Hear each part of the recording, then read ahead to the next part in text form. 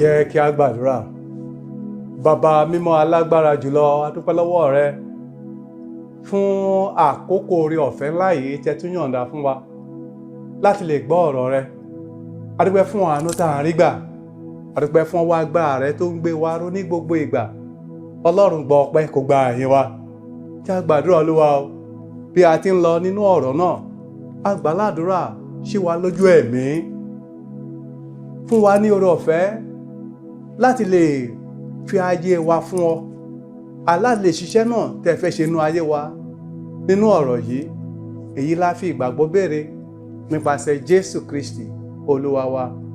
Àmín. Àwọn ọmọ Ọlọ́run mo gbà pé a kú àkókò yìí. Mo sọ wípé àlàáfíà Ọlọ́run kò ní fi ẹnìkankan wá sílẹ̀. À ń fi àkókò ìdúpẹ́ lọ́wọ́ Diocese of IFE, pàápàá lọ́wọ́ bàbá wa Bishop aláṣẹ fún oore ọ̀fẹ́ tó ń fún wa láti máa bá wa sọ̀rọ̀ Ọlọ́run ní irúfẹ́ àkókò yìí. Àdúrà mi ni pé àlàáfíà Ọlọ́run kò ní fi wọ́n sílẹ̀, wọn ò sì ní ṣe àìsàn. Àwọn ọmọ Ọlọ́run, ohun tí mo fẹ́ fi ru ìgbàgbọ́ wa sókè lónìí, ó ní mo pè ní wò mí sàn. Wò mí sàn. Lẹ́ẹ̀kẹta mo tún sọ pé wò mí sàn. Mo mú ọ̀rọ̀ yìí jáde látinú ìwé wòlíì Jeremáyà orí 17 ẹsẹ̀ 14 tó kà báyìí wípé wò mí sàn Olúwa, èmi ó sì sàn, gbà mí là, èmi ó sì là, nítorí ìwọ ni ìyìn, ìwọ ni ìyìn mi. Àwọn ọmọ Ọlọ́run, tá bá wo ọ̀rọ̀ yìí dáradára, pàápàá tí a bá padà sí Jeremáyà tí mo sọ yìí orí 17, Jeremiah chapter 17, tá bá wò láti ẹsẹ̀ 5 tí dé ẹsẹ̀ 14, a ó rí pé àwọn ọmọ Ísírẹ́lì wọ́n ti rin ìrìn àjò tó jẹ́ pé wọ́n ti gbàgbé Ọlọ́run pátápátá, tó jẹ́ wípé wọ́n wá bẹ̀ sí fi ènìyàn ẹlẹ́ran ara wọ́n fi ń ṣe ìgbẹ́kẹ̀lé wọn. Ètí ọ̀rọ̀ Ọlọ́run wá jáde sí wọn wípé nítorí tí wọ́n fi ènìyàn ẹlẹ́ran ara ṣe ìgbẹ́kẹ̀lé wọn, wípé asán ni wọ́n níwájú Ọlọ́run. Wòlíì Jeremáyà tó dẹ̀ jẹ́ ọ̀kan pàtàkì nínú àwọn ọmọ Ísírẹ́lì, òun náà wá wò ó wá ronú jinlẹ̀ wípé ní tòótọ́ ni àwọn ọmọ Ísírẹ́lì ti dẹ́ṣẹ̀, àti pé ní àkókò tí wọ́n wà yìí, ohun tí wọ́n nílò nígbà náà ni pé kí wọ́n gbàdúrà wípé kí Olúwa kí ó wo àwọn sàn, àti pé kí Olúwa kó gbà àwọn là, pé àwọn ó sì là, nítorí pé Ọlọ́run ni ìyìn wọn. Àwọn ọmọ Ọlọ́run, kí ni ìwòsàn? A lè túmọ̀ ìwòsàn sí ìtúsílẹ̀, a lè túmọ̀ ìwòsàn sí ìdáǹdè, a lè túmọ̀ ìwòsàn sí òmìnira lọ́wọ́ àìsàn. Ìwòsàn ṣe pàtàkì nítorí pé ẹni tó bá ní ìwòsàn ló ní àlàáfíà. Ẹni tó ní ìwòsàn kò lè ní àlàáfíà. Àti pàápàá ohun tá pè ní àlàáfíà, ohun la pè ní ògùn ọrọ̀. Ẹni tó bá ní àlàáfíà ló lè gbádùn ohun tó ní. Béèyàn fi gbogbo ayé yìí kọ́lé tó bá ní àlàáfíà, tó wà nínú àìsàn, kò lè gbádùn rẹ̀.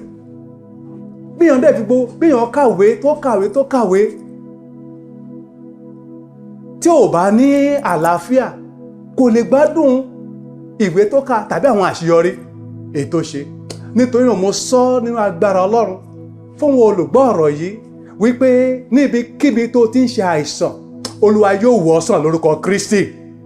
Àwọn ọmọ Ọlọ́run, àìsàn kì í ṣe májẹ̀mú Ọlọ́run pẹ̀lú ènìyàn. Ọlọ́run ò bá wa dá májẹ̀mú àìsàn. Ọ̀rọ̀ Ọlọ́run jẹ́ kó yé wa ní Genesis orí 1, tá bá wo ẹsẹ̀ 29, Genesis chapter 1 verse 31, ó ní Ọlọ́run sì rí ohun gbogbo tí ó dá, ó ní kíyèsí dáradára ni, ó ní àti àṣálẹ́ àti òwúrọ̀ ó di ọjọ́ kẹfà.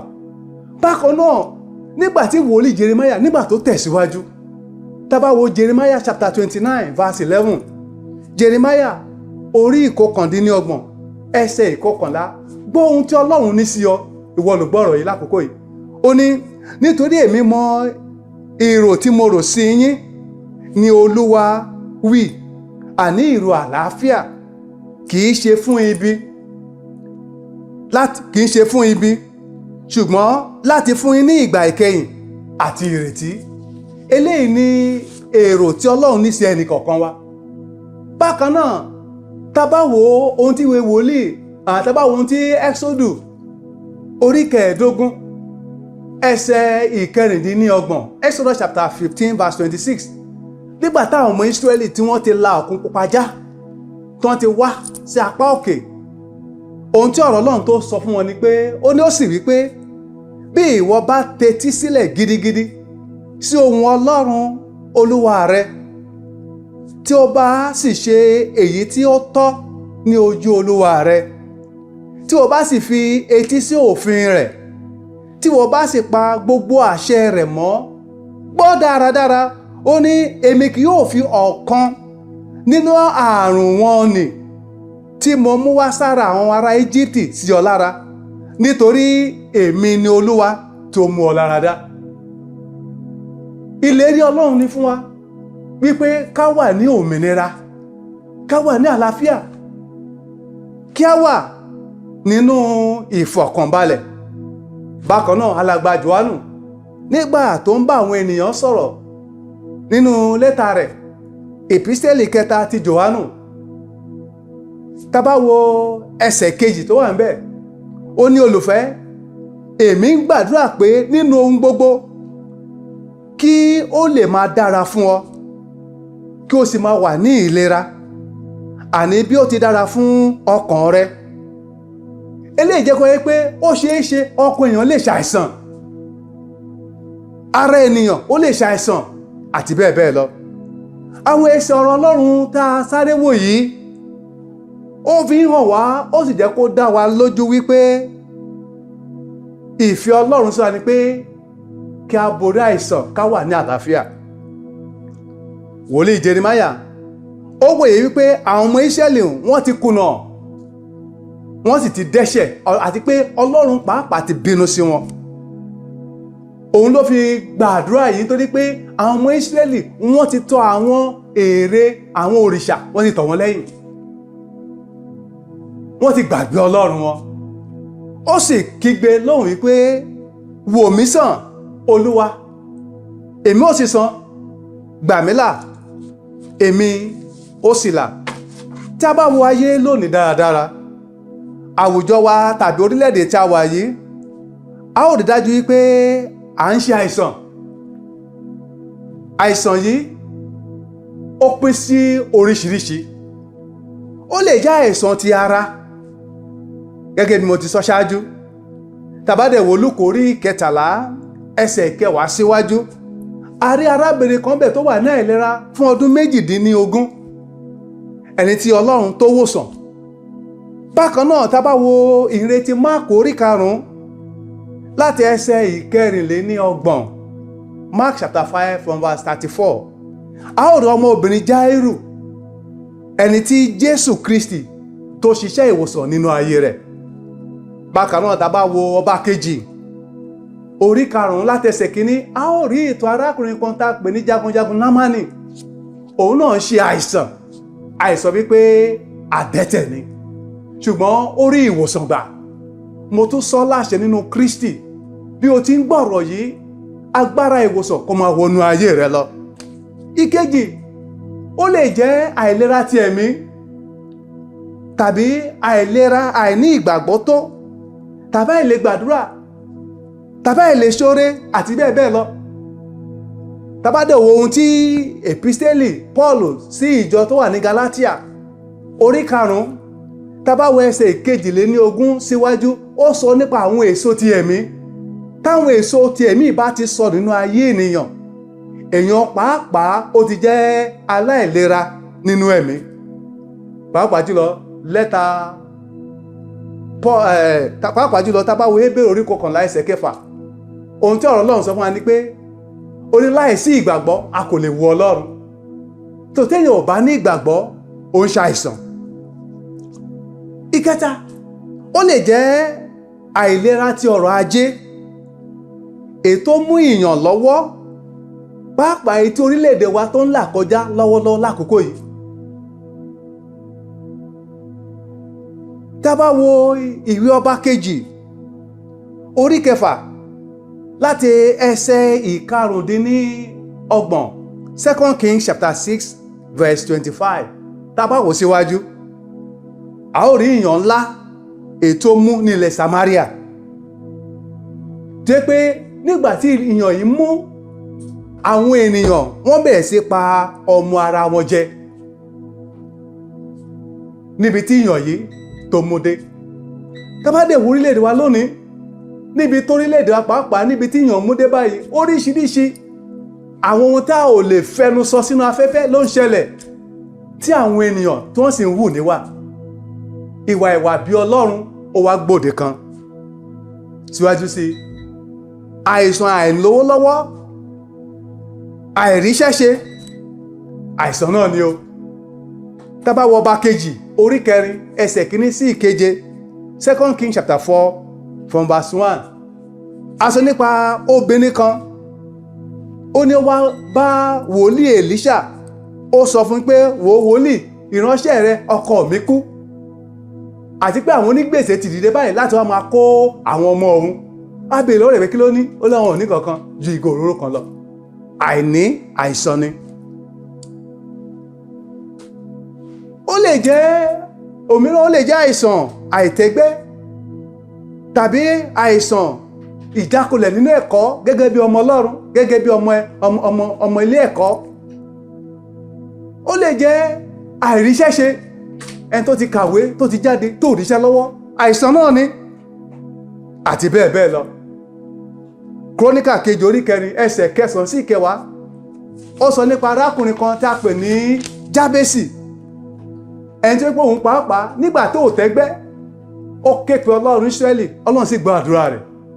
àdúrà ní pé Olúwa yóò gbọ́ àdúrà rẹ̀ lórúkọ ńlá Jésù. pẹ̀lú gbogbo ìlàkọjá yìí, a ní láti ké pe Ọlọ́run nítorí pé òun lẹ́ni tó lè gbà wá. ìwé wòlíì Jeremáyà orí 23 ẹsẹ̀ 3, Jeremáyà 33 verse 3, ó ní ké pè mí, èmi ó sì dá ọ lóhùn, èmi ó sì fi ohun ńlá àti alágbára hàn ọ́ tí ìwọ kò mọ̀, ké pè mí. síwájú sí tá bá wo Kíróníkà kejì orí keje ẹsẹ̀ 12 sí 14, 2 Chronicles chapter 7 verses 12, 13 and 14. ó ní Olúwa sì fi ara kan Sólómọ́nì ní òru, ó sì wí pé èmi ti gbọ́ àdúrà rẹ, èmi ó sì yan ìhín yìí fún ara mi, fún ilé ẹbọ. bí mo bá ṣí ọ̀run tí kò sí òjò, tàbí bí èmi bá pàṣẹ fún eéṣú láti jẹ ilẹ̀ náà run, tàbí bí mo bá rán àjàkálẹ̀ àrùn sí àárín àwọn ènìyàn mi. ó ní bí àwọn ènìyàn mi tí à ń porúkọ mi mọ́ bá rẹ ara wọn sílẹ̀, tó bá sì gbàdúrà, tó bá sì wájú mi, tó bá sì yí padà kó nínú ẹ̀ṣẹ̀ wọn àti ní ọ̀nà búburú wọn, nígbà náà ni èmi ó gbọ́ láti ọ̀run wá, èmi ó sì dárí ẹ̀ṣẹ̀ wọn jì wọ́n, èmi ó sì wo ilẹ̀ wọn sàn. mo gbà ládùúrà, Olúwa yóò wo ayé mi, ayé rẹ, ọ̀rọ̀ ajé wa, ilẹ̀ wa àti bẹ́ẹ̀ bẹ́ẹ̀ lọ, Olúwa yóò wò sàn lórúkọ Kristi. ẹ jẹ́ kí a gbàdúrà. mo fẹ́ kó gbé ìgbésẹ̀ ìgbàgbọ́ lónìí, bí ọwọ́ rẹ lọ ibikíbi tí àìsàn bá wà nínú ayé rẹ, pàápàá nínú àgọ́ ara rẹ, kó gbàdúrà pé Olúwa lé àìsàn jáde, igi tá kò gbìn ní, Olúwa fà wọ́n tú. ó yá sọ́dọ̀ àdúrà bẹ́ẹ̀, Ọlọ́run fà wọ́n tú. gbogbo igi àìsàn nínú omi ara àwọn tó ń gbọ́ mi yìí, àwọn tó ń wò mí yìí, Olúwa máa fà á jáde. gbogbo ibi tá àìsàn náà wà, Olúwa lé jáde. tó bá kọ́ pẹ̀lú yóò pa àlejò, pé yóò fi bẹ̀rù bójú sájáde kó dún àgọ́ ara wa. ìwọ àìsàn, ó yá jáde, jáde, jáde, jáde ní orúkọ Jésù Kristi Olúwa wa. àmín. ẹ jẹ́ gbàdúrà kejì. Olúwa wo ilẹ̀ wa sàn. àkókò nìyí, ọba tó nílẹ̀ la orílẹ̀-èdè kọjá. ó yá sọ́dọ̀ àdúrà. ní orúkọ Jésù. Olúwa gbàdúrà fún ilẹ̀ Nàìjíríà. Olúwa wo ilẹ̀ wa sàn. Gbogbo ohun tó ń da orílẹ̀-èdè láàmú, gbogbo àìsàn tó ń dà wá láàmú, Olúwa mú wọn kúrò báyìí. Pàápàá ọrọ̀ ajé wa, Olúwa pàṣẹ àlàáfíà ní orúkọ Jésù Olúwa wa. Àmín. Ẹ jẹ́ ká gba ilé ìmọ̀ ká fi káàdì rẹ̀ pé Olúwa, gbogbo àwọn ọmọ ilé ẹ̀kọ́ tó wà nílé ìwé báyìí, lọ wo ẹ̀kọ́ wọn sàn Olúwa, lọ wò wọ́n sàn. Àwọn tí wọ́n kò níṣẹ́ lọ́wọ́, lọ wò wọ́n sàn. Ohunkóhun tó lè máa ṣẹlẹ̀, àwọn tó yẹ pé nínú ìrònú wọn psychologically wọ́n ń ṣàìsàn, Olúwa lọ tú wọn sílẹ̀. Ẹ jẹ́ á sọ àdúrà ní orúkọ Jésù Kristi. Olúwa lọ iṣẹ́ ìwòsàn rẹ báyìí. Nínú gbogbo àwọn iléèwé, ìjákulẹ̀ ó dópin báyìí. Nínú ayé àwọn tó ń wáṣẹ́, Olúwa pèsè iṣẹ́ rere báyìí. Ká lè máa yìn ọ́. Ògo ni fórúkọ rẹ o. Ní orúkọ Jésù Kristi Olúwa wa. Àmín. Bàbá, lẹ́ẹ̀kan sá pàṣẹ àlàáfíà, ìwòsàn pípé nínú omi ara, ẹ̀jẹ̀ ara, iṣan ara, nínú gbogbo ríkèríkè ara wa. Iṣẹ́ tó ti dòkú, ẹbí tó ń ṣàìsàn tó ti dàrú, Olúwa lọ iṣẹ́ ìwòsàn rẹ báyìí. Orílẹ̀-èdè tó ń ṣàìsàn, Olúwa lọ mú láradá. Ilẹ̀ tó ti ṣá, Olúwa wá wòsàn. Já lè máa dúpẹ́. Ògo ni fórúkọ rẹ o. Ní orúkọ Jésù Kristi Olúwa wa. Àmín. Àwọn ọmọ Ọlọ́run, mo fẹ́ fi àkókò ìran wa létí. Ká má ṣe gbàgbé ètò ìsọjí àgbàyanu tí Diocese Ifẹ̀ tó gbé kalẹ̀. Èyí tí a ó bẹ̀rẹ̀ ní ọjọ́ Monday, ọjọ́ 25 oṣù tí a wà yìí, títí di ọjọ́ 29 oṣù tí a wà yìí, Monday 25th to Friday 29th November 2024, tí a pè àkọlé rẹ̀ ní ìrànwọ́ ń bọ̀. Ní ibi ìpàgọ́ ìsọjí yìí, òun ni Ọ̀rànmíyàn Grammar School. A ó máa bẹ̀rẹ̀ lójoojúmọ́ ní aago 4. Àwọn ọkọ̀ náà dẹ̀ ti wà tó máa gbé wa ní agbègbè Ifẹ̀ àti ibi tí a bá wà. Lórúkọ Jésù yóò dára fún wa o. Wò mí sàn, èmi ó sì sàn. Gbà mí là, èmi ó sì là. Àlàáfíà fún yín.